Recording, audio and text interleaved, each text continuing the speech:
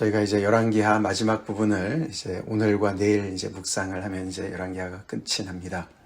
지난주일 요시야 왕 우리가 이제 말씀을 묵상을 했는데, 요시야 왕 이후에 이제 4명의 왕이 바뀌죠. 그 기간은 사실 25년 정도도 채 안 됩니다. 그렇게 짧은 기간 동안 4명의 왕이 바뀌는 그런 정말 나라도 힘들고 어려운 그런 이제 남유다, 이제 그러면서 이제 멸망에 이르죠. 그 경량의 그 25년 그 세월 동안 이제 많은 일들이 일어납니다.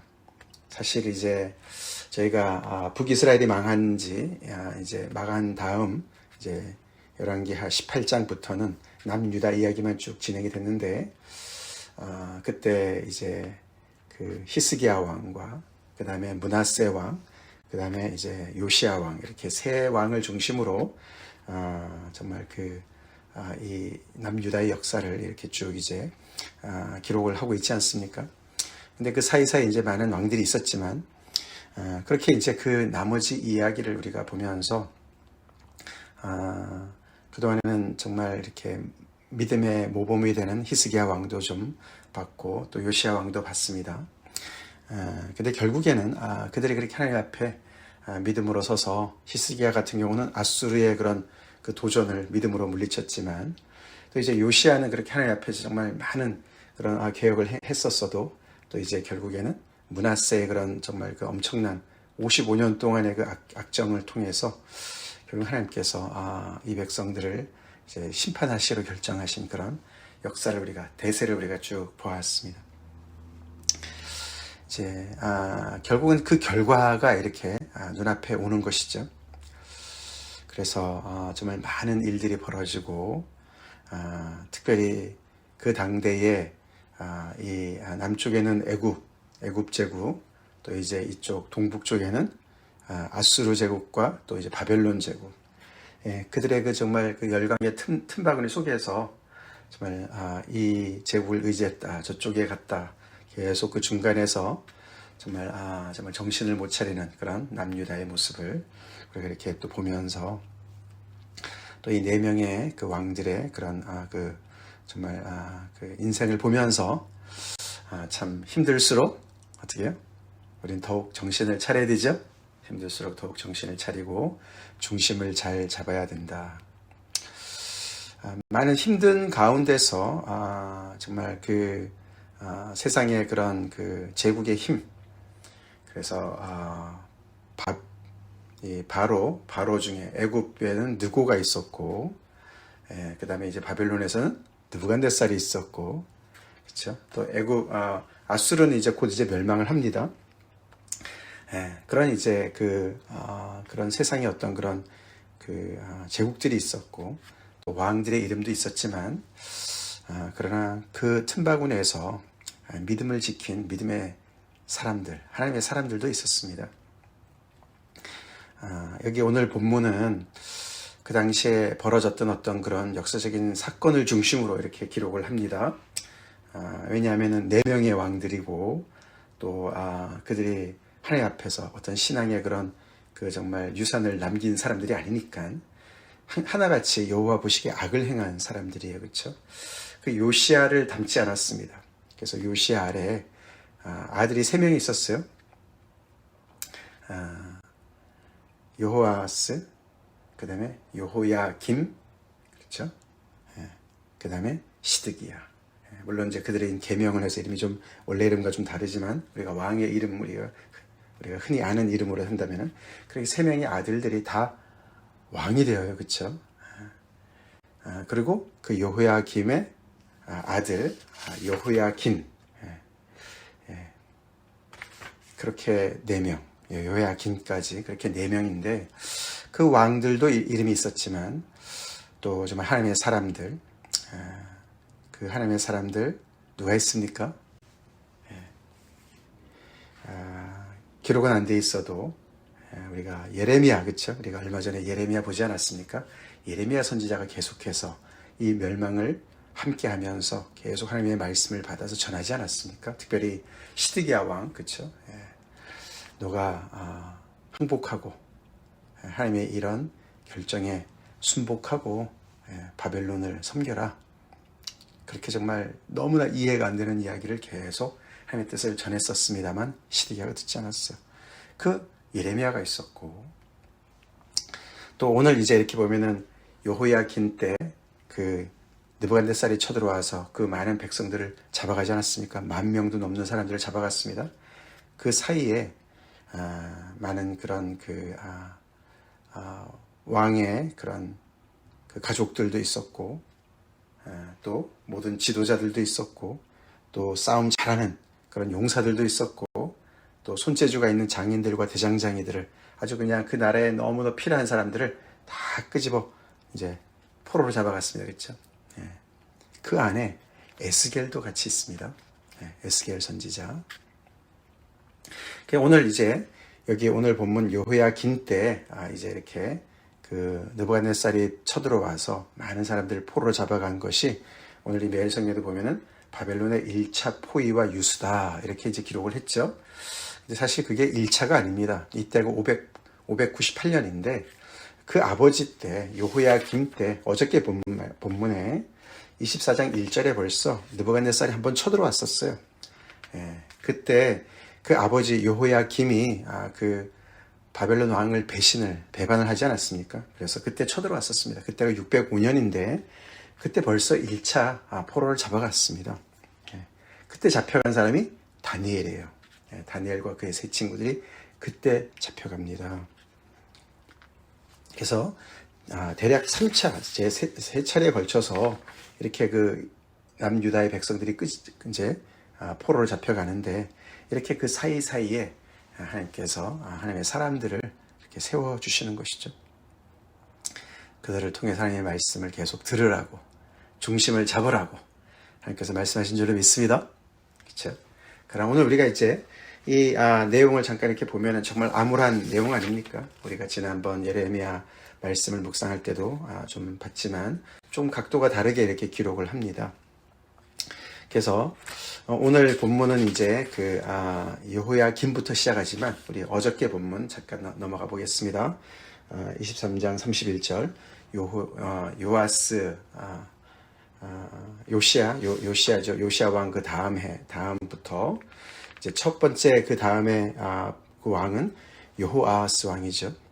그 요아스의 사실 차남입니다. 둘째 아들이에요. 그가 먼저 왕이 됩니다. 그런데 아버지가 이제 그 애굽의 손에 죽지 않았습니까? 거기 무기또 전쟁에 나갔다가 이제 죽게 되는데 그래서 그런지 그 여호아하스도 어떤 반 애굽의 그런 어떤 생각이 있었던 것 같습니다. 그래서 석 달간을 다스리다가 결국 이제 바로 느고가 올라와서 그를 포로로 잡아와서 이 애굽 땅으로 끌고 갑니다. 그리고 거기서 죽습니다. 여호아스는. 그러고는 그 바로 느고가 그 요아스의 장자인 여호야김, 엘리야김이죠. 원래 이름이 여호야김이라고 이름을 고치고 그를 왕으로 세워놓고 이제 섭정을 하는 것이죠. 그래서 이 여호야김이 많은 은금을 주면서 11년 동안 왕을 통치를 하죠. 근데 그 이제 여호야김이 11년간 통치하는 중에 굉장히 중요한 이제 그런 그 국제 정세가 변화가 있었습니다. 605년에 그가 이제 통치하던 기간 중이었는데 605년에 이 남쪽에 있는 애굽과 이 바벨론이 전투를 합니다. 그래서 결국에는 바벨론이 그 전에 이제 아수르도 이제 다 물리치고 이 애굽까지도 이제 이렇게 전쟁에서 승리를 해요. 그래서 이 애굽이 더 이상은 이제 북진을 하지 못하도록, 그래서 이 이스라엘 땅에 들어오지 못하도록 그렇게 완전히 그 일대를 장악을 합니다. 이제 그렇게 이제 대세가 바뀌었기 때문에 이제 이 느부갓네살 왕이 여호야김한테도 이제 세력을 이제 뻗는 것이죠. 그래서 한 3년 정도 이렇게 그 바벨론 왕을 섬기다가 그가 배반을 하게 됐죠. 그래서 이제 느부갓네살 왕이 쳐들어온 것이죠. 근데 성경은 계속해서 얘기를 하죠. 그 바벨론 제국이 강대해서 결국은 그 힘에 짓눌려서 어쩔 수 없이 이렇게 정말 침략을 당했다고 얘기를 하지 않고 이 모든 것은 하나님의 말씀대로 되어진 것이고 그것은 하나님께서 그 백성들의 죄악 때문에 그들을 심판하는 것이다. 특별히 므낫세가 지은 죄 때문에 하나님께서 그렇게 하셨다. 우리가 지난주에 살펴봤던 므낫세의 그 많은 그런 정말 하나님의 신앙을 배반하는 그런 온갖 우상숭배의 죄도 있었지만 그 피를 예루살렘에 가득하게 한 그런 사회적인 불의까지도 오늘 이게 4절 24장 4절에 기록하고 있죠. 그렇게 해서 그의 통치 기간이 끝나고 사실 그런데 그는 그냥 죽은 것 같습니다. 그의 동생 여호아스는 끌려갔고 바벨론으로 포로로 끌려갔는데 그러고 나서 그 여호야김의 아들 여호야긴이 이렇게 왕위를 오르게 됩니다. 자, 근데 그 여호야긴도 3개월밖에 왕위에 있지 못합니다. 그러고는 아까 말씀드린 제2차 느부갓네살이 쳐들어와서 598년에 쳐들어와서 결국은 아까 말씀드린 대로 오늘 본문이죠. 많은 사람들을 포로로 잡아가고 그의 어머니와 신복과 지도자들과 내시들과 함께 항복을 했을 때 그를 끌고 갔습니다. 그리고 성전의 모든 보물과 왕궁의 모든 보물까지 다 끄집어내고 다 가져갔다는 얘기겠죠. 그리고 성전의 금그릇을 다 파괴하고 이번에도 오늘 본문에도 13절에 여호와의 말씀같이 되었다. 느부갓네살이 와서 그 나라를 완전히 초토화를 시켰는데 그 제국의 힘으로 한 것이지만 그러나 그 내면은 여호와께서 말씀하시고 허락하시고 하나님께서 심판하셔서 느부갓네살은 단순히 하나님의 그런 말씀에 순종하는 종으로 예레미야에서 더 정확하게 적나라하게 표현했죠. 그는 나의 종이다. 그렇게 해서 이렇게 많은 그 나라의 중요한 사람들을 다 끌고 이제 포로로 잡아갔습니다. 더 이상 이제 저항할 수 없는 나라로 있긴 하지만 더 이상 나라로서 어떤 힘을 정말 이렇게 기르고 저항할 수 없도록 그렇게 완전히 그냥 다 빼앗아 간 것이죠. 그래서 그 나라에는 정말 비천한 자 외에는 남은 자가 없게 만들었습니다. 이 여호야긴이 18세에 이제 왕이 되어서 3개월간 다스리다 이렇게 끌려간 것이죠. 그래서 바벨론으로 끌려갔습니다. 참 안 됐죠, 그렇죠? 요시아의 아들 여호아스는 애굽으로 끌려갔고 자기 삼촌이죠. 삼촌은 끌려갔고 그리고 또 자기 자신은 여호야긴은 바벨론으로 끌려가고 그러고 나서는 그의 숙부 그렇죠 이제 그 여호아스와 여호야김 그들의 형제지간인 마따니아 그 시드기야죠. 요시아의 셋째 삼남입니다. 세 번째 아들 그를 이제 바벨론 왕이 그를 이제 왕으로 세워놓고 떠났죠. 자기 말을 들으라는 것이죠. 시드기야가 11년간을 통치합니다. 그렇죠. 그렇지만 그의 평가도 19절 20절에 나옵니다. 여호야김의 모든 행위를 따라 자기 형제들의 그런 행위를 따라서 아버지 요시아를 따랐으면 좋겠지만 그렇지 않고 여호와 보시기에 악을 행했다라고 간단하게 평가를 합니다. 예레미야서에서는 좀 더 길게 우리가 시드기야가 얼마나 정말 우유부단한 사람이었고 그래서 정말 그 예레미야를 말을 듣는 것처럼 하면서 또 듣지 않고 그리고 또 하나님 앞에 회개해서 뭔가 해볼 것 같이 하다가 또 그만두고 이런 여러 가지 그의 정말 이렇게 왔다 갔다 하는 모습을 많이 우리가 보지 않았습니까? 근데 그런 얘기는 이제 여기 열왕기하에는 기록하지 않고 간단하게 처리를 합니다. 그러면서 전체 이제 요약을 20절에서 하죠.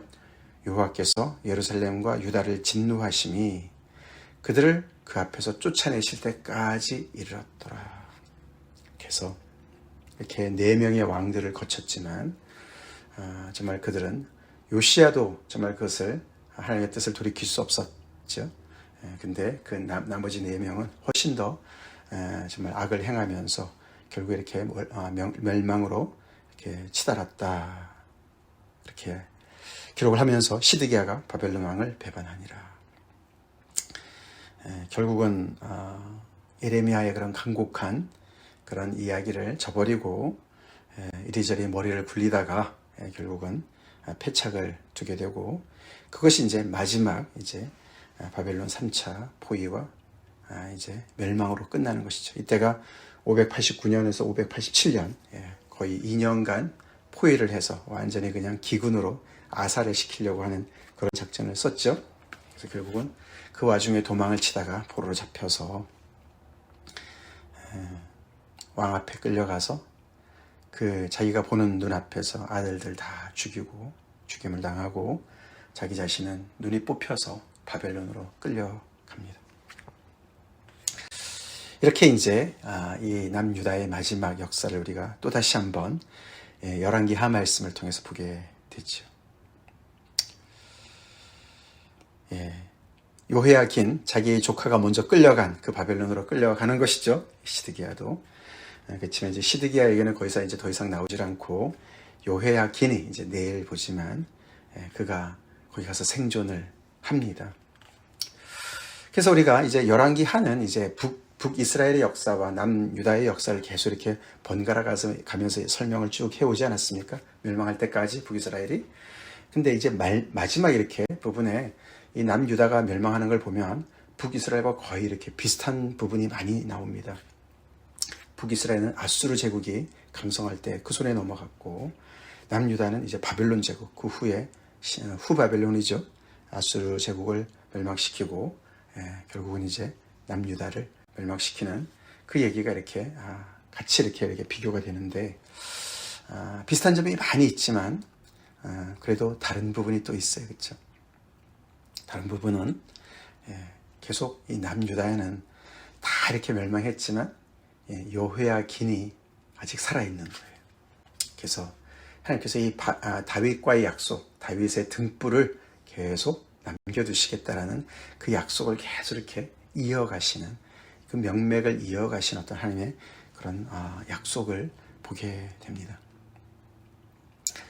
죄를 지어서 정말 하나님 앞에 완전히 정말 배신한 그 백성들을 이렇게 응징을 하시지만서도 계속 어떻게 그 그루터기를 남겨두신 어떤 그런 모습을 우리가 보고 있다는 것이죠. 그리고 북이스라엘의 어떤 그 많은 백성들은 아수르의 제국에 의해서 많이 끌려갔지만 그들 얘기는 더 이상 언급이 되지 않습니다만, 이 남유다에 남아있는 그 백성들, 그렇죠? 이 바벨론으로 포로로 잡혀간 백성들, 우리가 예레미야에서 볼 때는 그들은 정말 더 좋은 무화과 광주리에 들어있는 그런 열매다라고 얘기하지 않았습니까? 남아있는 백성들보다 그들이 더 좋은 무화과다. 그래서 계속해서 그들에게 어떤 미래를 하나님께서 얘기하시고, 결국 그것이 하나님의 뜻이 아니었습니까? 그렇죠? 그래서 하나님의 이 심판에 순전하게 거기에 순응을 하면서 이렇게 그 70년의 그런 하나님의 그런 그 징계를 잘 견뎌내면 그들이 어떤 하나님의 뜻에 새롭게 하나님의 뜻을 이어나가는 그런 백성을 하나님께서 그루터기로 사용하실 것을 예레미야를 통해서 계속 말씀하셨어요. 그렇죠? 그래서 이 멸망 중에도 아까도 말씀을 드렸지만 정신을 차리고 중심을 잘 잡고 하나님의 뜻을 분별해서 소망 가운데 서 있는 백성이 되도록 하나님께서 계속 이렇게 말씀으로 인도하셨다는 걸 우리가 보게 되는 것이죠. 결국 이렇게 남유다가 이제 이렇게 소망, 신락 같은 소망은 남아 있지만 완전히 정말 우리가 시작할 때, 그렇죠? 열왕기 상 시작할 때 솔로몬으로부터 정말 엄청난 그런 정말 영화와, 그렇죠? 그 번영과 그 부와 권세가 대단했던 그 솔로몬 그 시대에 완전히 그냥 극으로 반대로 가지 않았습니까? 솔로몬 시대 때는 은금이 솔로몬 그 제국으로 몰려들지 않았습니까? 세상의 모든 금이 다 그로 몰려드는 것처럼 사람들도 몰려들지 않았습니까? 솔로몬을 보러, 솔로몬의 지혜를 들으러. 그렇게 해서 정말 정말 다윗의 정말 순종과 하나님의 그런 정말 말씀에 따라서 순종했던 그 다윗을 축복하시고, 그래서 그 영화를 그 아들 때도 계속 누리는 그런 하나님의 그 말씀 가운데 그 백성들이 제대로 섰을 때 그런 엄청난 축복을 누렸던 그때와는 완전히 다른 모습을 오늘 보는 거 아닙니까? 외세가 쳐들어와서 은금을 다 빼앗아 갑니다. 그렇죠? 사람들도 다 빼앗아 갑니다. 그래서 이 남유다가 정말 텅텅 비는 것처럼 그렇게 완전히 정말 멸망을 당하는, 근데 그것이 여호와의 말씀과 같이 되었다. 축복도 하시지만 이렇게 심판도 하시는 하나님 것을 우리가 보게 됩니다.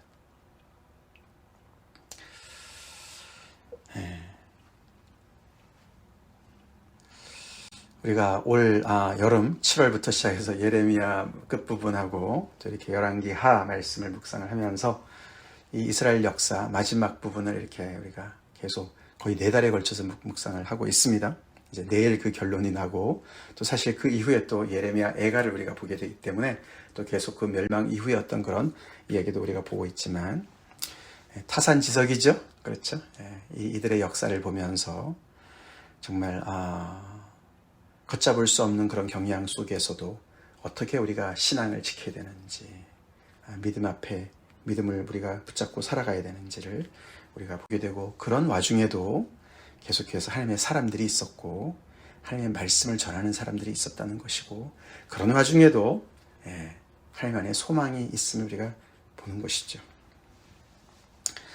그래서 이 당시의 사람들이, 그쵸? 성전 불패 신학, 그죠? 성전만 있으면 우리는 안전해. 그쵸? 이러면은 그 거짓말을 믿지 말라고 하지 않았습니까? 우리는 무엇을 붙잡고 있습니까?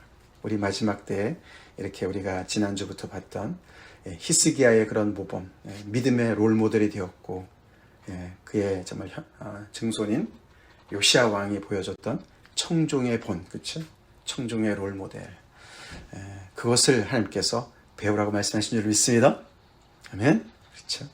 이런저런 여러 가지 상황 속에서 너무나 급변하는 여러 가지 변수 속에서 이거를 해야 되나 저거를 해야 되나, 신문물을 받아들여야 되나, 신제국을 섬겨야 되나, 이런 머리를 굴릴 것이 아니라 뿌리를 찾아서 하나님의 말씀을 붙잡고 하나님의 그 언약을 회복하고 그 하나님 앞에 살아있는 믿음을 가지고 살아계신 하나님 앞에 계속 기도하며 나아가는, 그렇게 중심을 잡고 살아가는 사람이 되라고 열왕기하가 가르친 줄을 믿습니다. 그래서 이렇게 히스기야 왕 요시야를 이렇게 부각을 시키고, 솔로몬 같은 어떤 그런 정말 그런 잘못된 것을 따르지 말라고. 다윗이 처음에 그에게 유언했던 그 말씀 우리 지난주에 봤지만 다시 한번 제가 읽겠습니다. 내가 이제 세상 모든 사람이 가는 길로 가게 되었노니 너는 힘써 대장부가 되고, 솔로몬한테 내 하나님 여호와의 명령을 지켜 그 길로 행하여 그 법률과 계명과 율례와 증거를 모세의 율법에 기록된 대로 지키라. 그리하면 내가 무엇을 하든지 어디로 가든지 형통할지라. 우리에게도 적용되는 말씀인 줄 믿습니다.